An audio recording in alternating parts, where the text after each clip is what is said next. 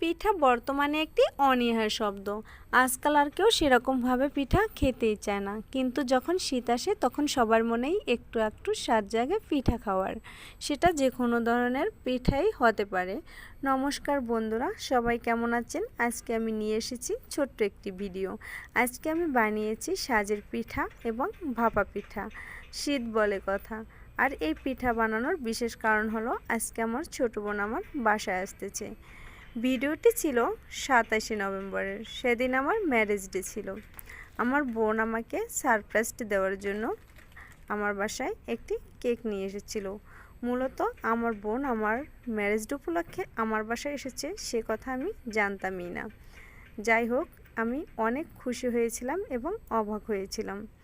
এতটা খুশি হয়েছি যে ভাষায় বলে প্রকাশ করতে পারবো না। আমার বোন কেকের পাশাপাশি আমার জন্য 2-3টে গিফট এনেছিল। 2টো জামা নিয়ে এসেছিল, সেই সাথে একটা ছোট্ট স্বর্ণের কানের দুল নিয়ে এসেছিল। আমি সত্যি অনেক খুশি হয়েছিলাম। যাই হোক, পরের দিন আমার বোনের আনা 2টো জামা 2 বোনে পরে চলে গেলাম ঘুরতে, মানে আমার বোনের জন্য রিটার্ন গিফট কিনতে। রিটার্ন গিফট কিনে এনেছি, কিন্তু আজকে দেখাতে পারলাম না। সবাই আমাদের জন্য আশীর্বাদ করবেন এবং ভালো থাকবেন। আজকের মতো টাটা।